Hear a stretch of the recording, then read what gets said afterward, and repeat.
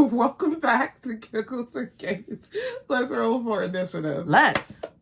Oh, 18. Oh, you're good. Haha. Wow. 16. Welcome back to Giggles and Games, your podcast for everything games and entertainment. In our usual quirky segments where we improv our way through things and do it decently sometimes. Sometimes. Hit or miss. Hit or miss. I'm your player number 1, LaQuita. And I'm your player number 2, Carl. And this is Giggles and Games. Let's play. Oh my God. I don't know what was happening. Let us play. Let us play. Well, today we have a play session consisting of 8 rounds. That's right. Including My City Roll and Build. Yep. And Abducktion. Ooh. And a game that's not actually out yet. Conquest Princess. Ooh. So yes, it's like a prototype. Like it's not. It's a prototype. Yeah, it's not final version. Anyways, it's exciting. We also are going to be talking about Gilded Age Season 2, Episode 7. Oh, wow, so close to the end. Yes. And we also are going to be talking about Cyborg number 1. We're going to have some live reaction. Well, I don't know. We'll see how the podcast goes. Video games. Yes, and more. So let's get into our first segment. Let's get into Tactile Play. Rita, you ready to play? I stay ready to play. Yeah, for what? Game night. It's time for Tactile Play. Welcome to Tactile Play. This is our normal segment where we talk about and play the games that we have in Carl's extensive collection. You know, and we changed up the way we do this section. Again last week, but I think we're going to do it again. Yep. This week. So, forget last week. Forget everything we said since the beginning of the year. Yeah, so we're going to try something a little different. We'll still talk about games, but we're going to do a little mini game. We're going to do mini games. That's right. Okay. Well, let's go. First, we're going to talk about the actual games that we played. So, we played a roll and build game called My City. This is by Cosmos? Yes. Cosmos. Okay, perfect. It's for 1 to 6 players, ages 10 and up, and playtime is about 20 minutes. And this is a game where everyone. So this is a little bit different from the roll and write games that we've played, right? Because everyone's working with the same items and the same. Yeah. We literally could be doing the same exact thing, almost. And our boards are the same as well.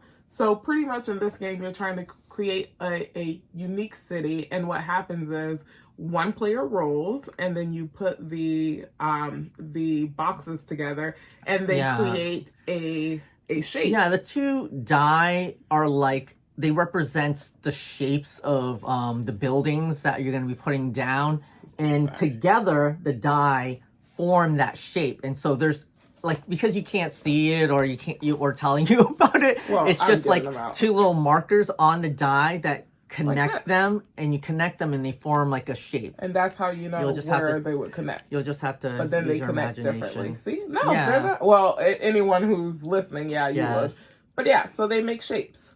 And based off of these shapes, each player can put them anywhere on their pad. And you want to make sure you're covering rocks, that you're not covering trees, and that you're steering clear of the water, because that separates and you can't build over there. And the whole point is to try to, each mission and each chapter, each round is going to have different objectives. But in the first couple, your whole point is to try to gain the most points by covering the most areas, because eventually you start running out of space. And based off of how you have built your city, that's how the pattern looks. And it kind of looks like this. And you can get negative points for having exposed rocks or having empty spaces. And so that's just the very baseline, of the game. And so it gets much more complicated and has much more conditions for getting points and stuff like that. So if you like rolling rights, if you like rolling rights, I think this is really cool. And it kind of made me think a little bit of cartographers, if you're familiar with that. I liked it. I liked it a lot. It's just that it's different. Well, I won the first scenario. I believe Jason won the second scenario. Okay. We only played 2, I believe. I don't think we played the third. I don't remember. Yeah, I think we only played 2. So I just remember winning the first one because I won by a significant amount. Oh, really? Because I only had one square. Yeah, I only had one Wow. square on that whole thing. And I didn't take any passes, so I didn't have to minus any points from that area either. It was great. It was fantastic. Wow, it has 12 different episodes. Yeah, I think the episodes get more and more complicated and more fun, actually. Yeah, and things up. I love games that have replay ability, so even after you finish the 12 episodes you can play again because you're not going to roll exactly the same, so you're going to get different shapes, different building types, different patterns. What else did we play? Abducktion. What a cute name. Yeah. So this game is quite unique. You start off with, I don't even know what you call it. It's a board. Yeah. And it's like has little spaces in a circle, and you get everyone gets a certain number of these ducklings that are in different colors. Yes. And you're supposed to get these ducks to be in a specific order to create a specific pattern to accomplish like little goals or tasks, you know? Yes. And that's how you get your points. I didn't realize how but they keep crazy changing it was to out open this and box. Oh, okay. And it's kind of interesting and hard to explain how it changes. So there is a community board where you have different goals. So you are trying to make this pattern on your duck board, and the first person to make it gets to take the card, which has, if you see in the top, it has a score attached to it. Show us another one. So some are easy, some are harder. My favorite part is the shift. So yeah, we're helping aliens abduct ducks, or are we saving them? Which one is it? You know, I would like to say that we're liberating ducks. But they're super cute.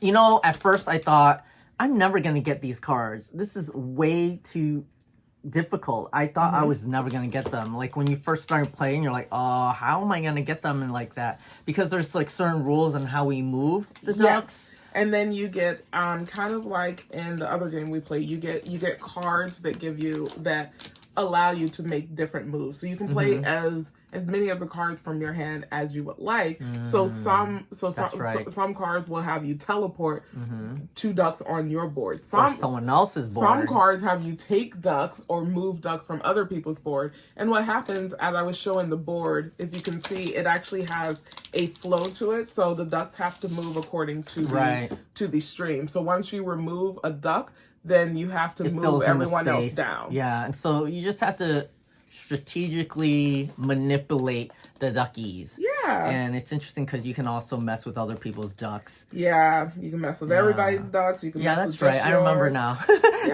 there are cards that let you, draw more ducks or like get rid of certain ducks. And you should see these ducks. They're so cute. They're so cute.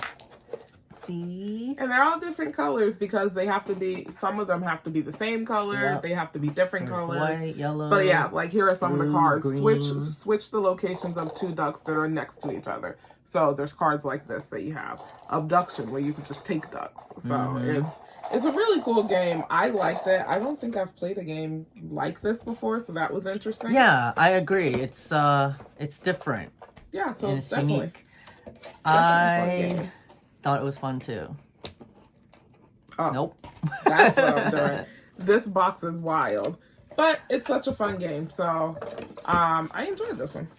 And now for the last game that we played a lot of games. Oh, this one, by the way. Oh, you already said it. 1 to 4 players, 15 to 25 minutes. So it is kind of like a quick game as well. Carl, like, did I say it? Nope. And the last game is the prototype game. Oh, yes. Conquest Princess. Now, what did you think of this game? I thought actually this was much cooler. I don't know. I didn't know what to expect, to be honest. Like, but when you see the components, you're like, whoa, what is all this? And yeah, it's I could tell that the gameplay changes as you play. Yeah, different and missions. So I wanted to continue playing to figure out what other abilities we're gonna have. It has a lot of what is it? Oh, does it show anything in the back? No, not really. You're like on a ship, and you're agents. Yep. So you're agents who harness the power of fashion to try to complete your quest. This is a co-op game. 1 to 4 players, about 50 to 70 minutes, ages 14 plus, and this game is it's very interesting. We played through the tutorial mission, so it was kind of giving you the mechanics, because each of the agents have different armor or different clothing that have different powers. Like I was playing the purple agent, and their power was to be able to teleport anywhere. And then we ended up learning that one of the main objectives was to teleport our captain who was stranded. So so we ended up using her. What's very interesting is only one person can power up. So that's why it's kind of like a co-op as well. In this particular scenario, I don't know if it's always like that, but, you know, we needed for one of us to, when we say power up, it's almost like we're upgrading and they're transforming. They're like magical girls. Or I don't know what you call those. Like Voltron-esque type of things too. I don't know. But there's all aspects of that too. And it's, another unique aspect of this game is that there's the enemy who are on a separate board who are basically attacking your ship. And there's mechanics that make these boards that are lined up to represent the space outside. And they kind of move from the bottom to the top, and when you move them, they flip over to reveal the enemy. Enemies. And so it's almost like they're moving in closer and closer and closer to you. And there's numbers on them that determine where they are attacking you on the ship. And so there are a lot of really cool elements that are tied together in different ways that I don't know that I've never necessarily seen it like that before. And it's kind of neat because it makes it kind of immersive, and it does, and it makes you feel like you're under a time crunch, because you know each round you have to do something that may cause you to flip a tile, that may cause more enemies, so you kind of have to you know, like try to do things you quickly. Really have to like work together. Everybody has a slightly different ability that's actually quite helpful, and in the beginning, I don't know if it's in all the missions, but we had to rebuild our ship kind of, or reactivate a lot of the we had to open up rooms to be able to do things. So there's different elements like teleporters and the engine and mending room, to give you help, wardrobe room we had to fix them all up to be able to activate certain things. And so there's different conditions in order to win that particular mission. So I was really curious about what other things we would have to do in future missions, because I also saw other parts of the board that was on the back side of the board, and it's completely different from the rest of the game. There were a lot of pieces and boards that we didn't use on the tutorial mission, and that's because the tutorial mission is just trying to get acclimate you to the game. So right. It's very interesting, very cool. But yeah, I definitely enjoyed this game. You know, I can't wait to play.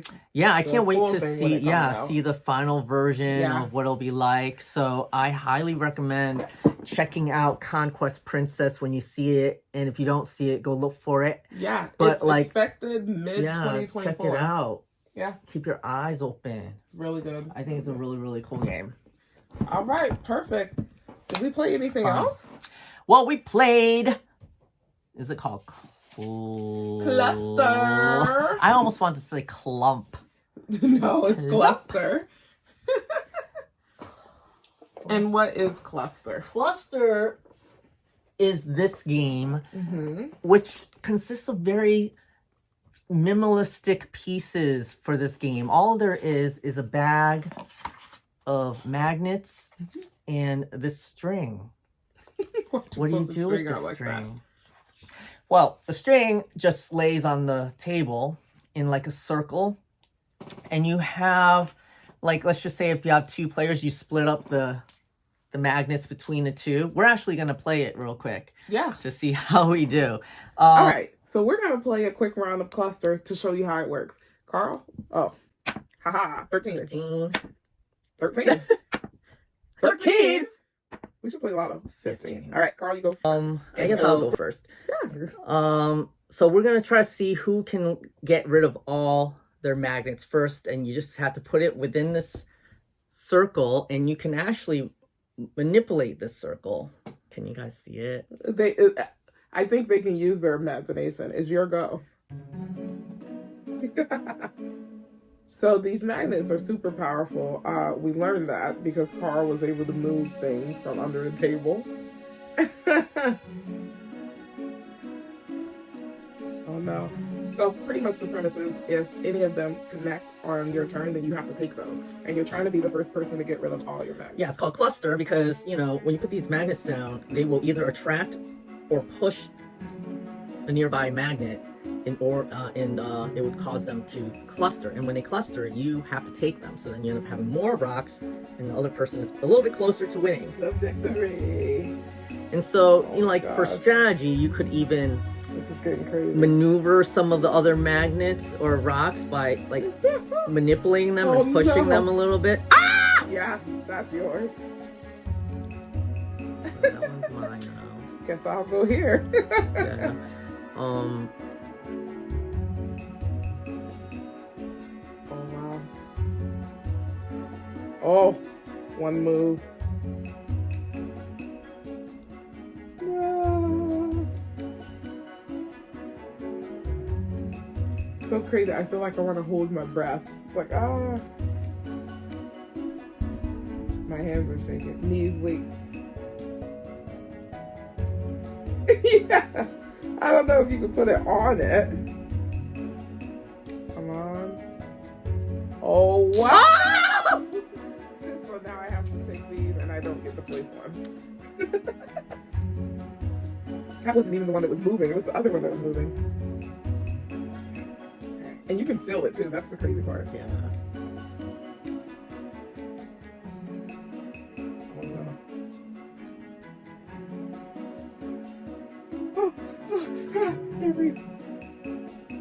Oh, this is Carl's last drop.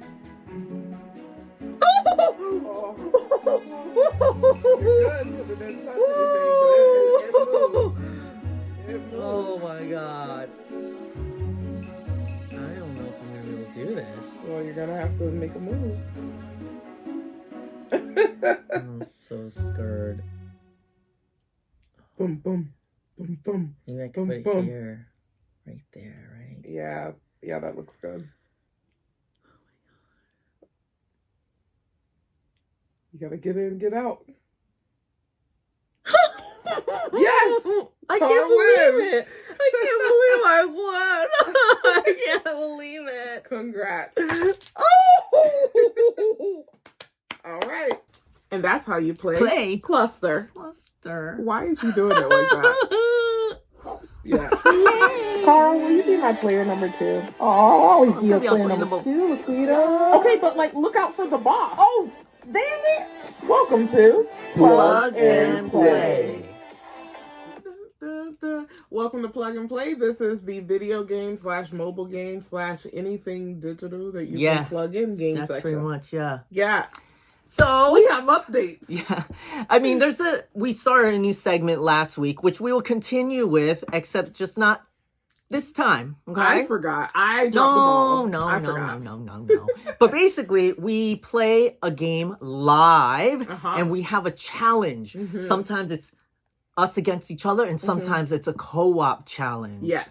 So you'll see, I think we're going to do a co-op challenge next time. Yes, we are. It'll be fun. Yes. Should we tell them what it'll be? No, because I don't know what it's going to be. Okay. So tune in next week. That's right.